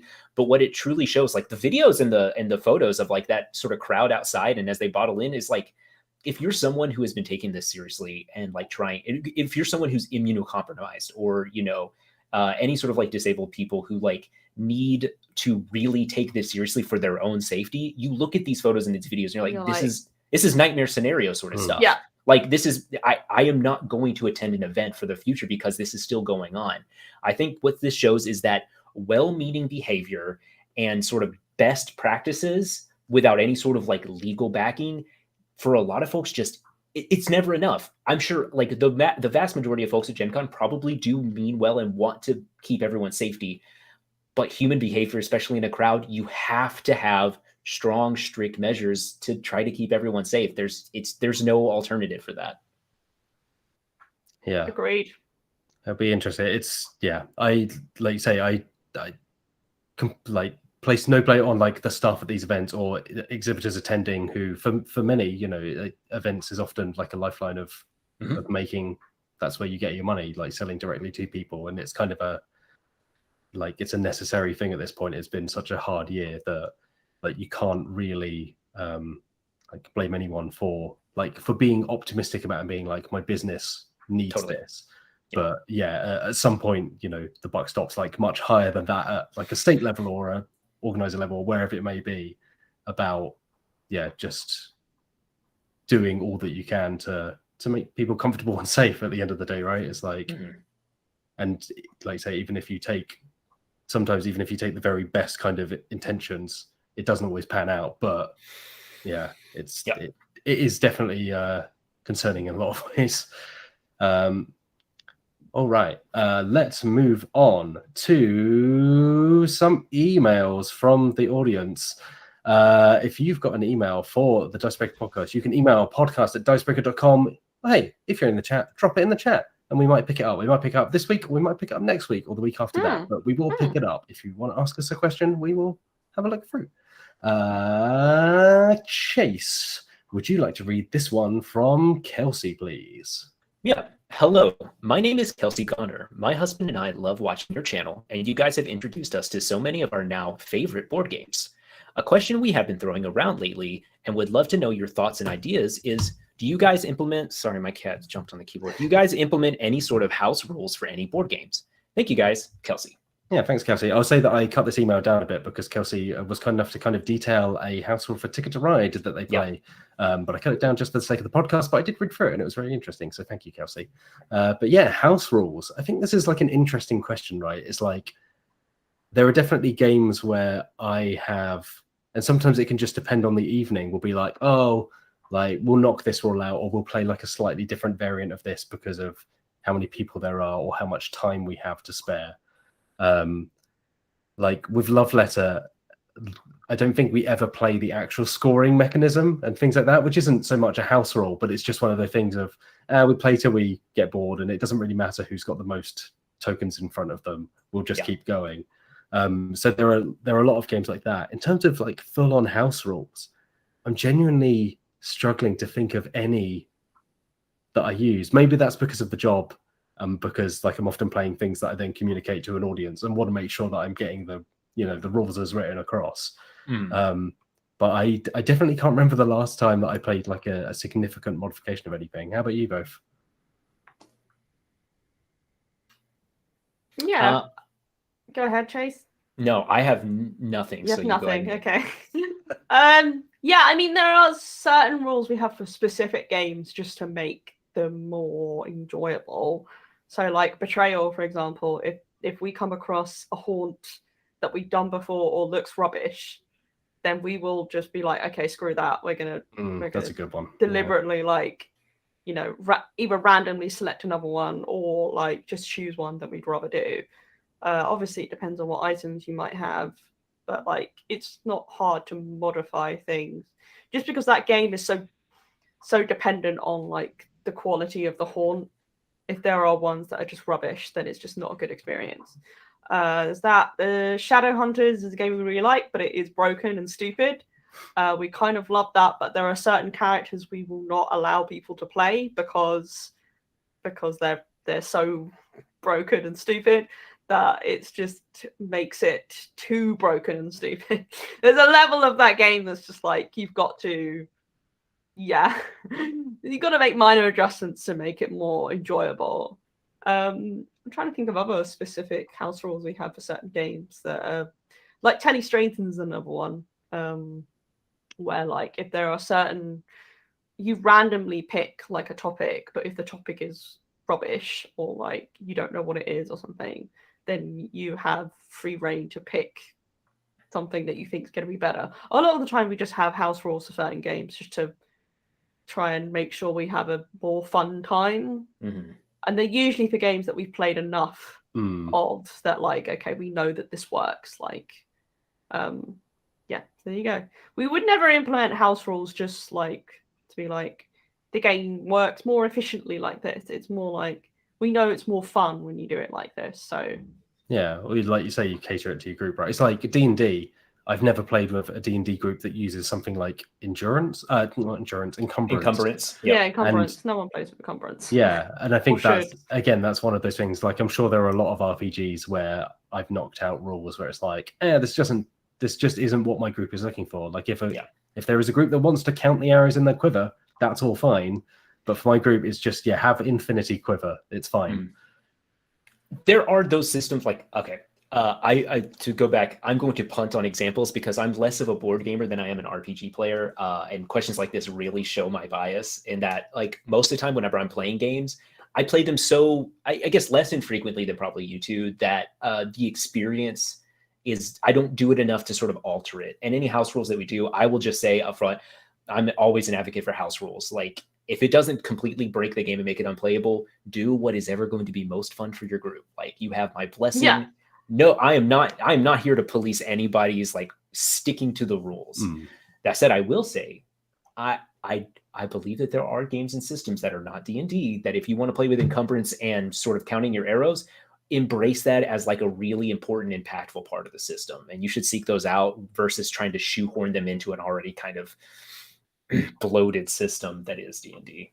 Yeah, you got me thinking. There was a video game, I think it came out recently, where I believe you can start with a gun, but the gun only has something like 4 bullets in it. And you can, I believe, use those bullets at any point. But I think that's like a really interesting case of, where counting ammunition, counting bullets, arrows, whatever it may be, when it becomes such a central part of the decision-making thing of, okay, I only have 4 of these for my entire experience with this game, so I really have to consider, rather than just being like, I'll just like sink as many shots as I need to and then worry about it later. There's a character in Invisible Ink, the video game Invisible Ink, that has that, where you can like choose a gun as the weapon, which is it's all about like stealth. But if you choose a gun, like you have 6 bullets over the entire run of the game. So how you choose to use those 6 bullets are like really impactful, which is cool. I think it's a cool way to kind of approach that. Yeah. But yeah, thank you, Kelsey. Alex, Meehan, would you like to read this one from John, please? John's email. There it is. Tick that box. Yeah, tick the bingo. The Dicebreaker drinking game. Brackets. Please drink responsibly. You can cross that off. Hello, Dicebreaker team. Do you know of any good mystery RPGs, not card or board games, out there that have good mechanics that assist the GM in creating whodunit scenarios? They're also robust enough to ensure that players don't get too far off track when solving. I think that was a cat noise. Yeah. That's really interesting. I was actually reading about a murder mystery RPG today. Gosh, what's it called? Because I was writing a lovely news story about a new RPG called Flabbergasted, which looks really good, and it basically looks like it was invented for me. It is extremely Meehan content. It's such Meehan content that like Chase was like, "Oh, Meehan, this is just you, right?" And I was like, I think we both were like, "You have to take this. You have to write about this one." Yeah, I get called out a lot. And I'm like, to be honest, it's almost always 99% accurate anyway. But no, it's by the creators called The Wanderer's Tome. And they've done an RPG called Murder at Godsgrave Creep. No, Murder at Godsgrave Keep, which is literally described as like a murder mystery RPG. So that was interesting that I read today. Other than that, do I know any specific ones? I know. Matt, do you have an answer? Because I definitely have an answer, but I'll let you Chase go first. will undoubtedly have an answer. Not so much a specific answer, but I've mentioned Trail of Cthulhu before, and I really like the Gumshoe system as a system for kind of mystery-led RPG sessions. And I think the reason is that the way it works is you have a pool of points in certain skills, and if you have points in those skills, you kind of already know them because you're knowledgeable in them. So you always get the clues that you need. So I think that where you say like not getting off track, I think that's a really good thing because the GM doesn't have to then like if someone biffs a roll, they don't suddenly forget all the knowledge that they've acquired about something. It's more a case of, oh, of course you know that because you are already knowledgeable about, hieroglyphics or Grecian architecture or whatever it may be. But then you can spend points, and they are finite points, so you like cross them off and go down. But you can spend points from those categories to basically gain more information. So you always get exactly enough information to proceed with the story and the mystery. But you can choose, I guess when we were talking about, finite ammunition, it's almost like that. You can choose when to spend those points at critical moments when you believe that a clue is really important, and you can just get that extra level of detail that might help you. So yeah, I think Gumshoe's a really, really great system. So if you're looking to run like a kind of detective game, also only uses 1d6, which is great. A single d6. What a fantastic system. What's your answer, Chase? I have two answers and they're related. The first is Brindlewood Bay, which is a game by, I need to look up the actual, it's from the person who did the Gauntlet. I'm sorry, I cannot pull that name right now. But like the Gauntlet podcast and a lot of other content, the folks behind that came up with Brindlewood Bay, which is you play as like a group of matronly grandmothers solving a mystery in a small town, and it's the horrors are always like sort of like cosmic horror related. So there's some deep like mystery stuff. They do a really good job of stepping around the sort of like if you're parts of the Cthulhu mythos and Lovecraft's influence on that. The whole like vibe, like there's sort of like a stress mechanic where you get conditions and you have to do something cozy to clear them, like knitting or making tea for folks. But it is like very much like a sort of a horror game where there are some dark moments. The cool thing about the game, and this sort of sidesteps the whole like question that the question asker is like sort of getting at, is like, oh, that give the GM tools. The tool that it gives the GM is that you don't have to decide who did it. The players will collect clues and sort of meet NPCs. You don't have like a definitive answer. It's not like Clue where you put the cards in the little notebook at the beginning of the game and then that's revealed at the end. The players will reveal clues through their play, and then at the end they will make a roll. It's a very simple game. It has some PBTA roots to it. But at the end, they will use the clues that they've amassed to make a roll, and the more clues they've sort of brought together, the better they do on this roll to sort of see if their hypothesis are correct or not. So really, all the GM is doing is facilitating the characters being able to continue this mystery, to keep it spooky, to keep it kind of dangerous, but also keep them on track and keep the mystery going. So in that way, like the GM, it takes the load of actually creating a mystery, this sort of like, because mysteries are puzzle boxes that have to be solved. It takes all of that stress off of the GM, where you're just facilitating a good time. And I think that really works because it allows everyone to sort of facilitate and create a mystery together. That is still, at least from like the sort of playthroughs I've seen and read and my own reading of the rules, is really satisfying. Like it is just still a very good time. My second answer is a game that is based off of Brindlewood Bay, which is it's called Carved from Brindlewood, which is just a very nice term. There's actually quite a few games if you want to search on itch for Carved from Brindlewood. It is a game from Alicia Furness called Paranormal Inc. And I think we've talked about this in the news Slack. This one doesn't have a GM. It's just 2 to 5 players that are all like struggling paranormal investigators. And you use the Brindlewood system to solve ghost stories, solve ghost mysteries, and sort of like the what is the video game that does this? Where you're ghost hunters and you go into a house. Yeah, it's sort of Phasmophobia as a tabletop RPG, where you're broke, struggling paranormal investigators with like hand-me-down jank tools and different skills. Like someone is like a seancer, someone is the sort of cynic, someone's the like private investigator, the journalist, and you use these different skills to collect enough clues to point to what the ghost is, why they're haunting this place, and how you might be able to like usher them on to the next life, or otherwise sort of clear this area that they're haunting. But it uses a lot of those same things, and this one doesn't have a GM. So if you totally want to eschew someone having to take that facilitator role, Paranormal Inc. is a good choice. So I think both of those would be really up your alley. Cool. Excellent stuff. But thank you for your question. Thank you both, Chase and Meehan, for your answers. But that is just about all the time we've got for this week's Dicebreaker podcast. Look, it's like 4:00 on a Friday. It's been a busy news week of Gen Con. I've used all the words I have left. I am just a dripping tap with the last few syllables squeezed and clean. We will be back next Friday at 2 p.m. BST live. If you want to catch the audio version of this, you can do. It goes up each Monday. You can find it on things like Spotify and iTunes, or there's the RSS feed if you just prefer it to add it to your own media player. As we played before, you should honestly go check out Taskbreaker, which I think we're not actually calling it that, but we've kind of just called it that as a fun name. You should go and check that out tomorrow. It really is something. Like Loli's has done an incredible job, and like the team are hilarious throughout. Of course, if you're at Gen Con, stay safe, mask up, like be courteous to others, and look after yourself and everyone around you. If you're not, hope you have a safe weekend. Look after yourselves. Thank you once again to Chase Carter. Thank you for being here, Chase, as always.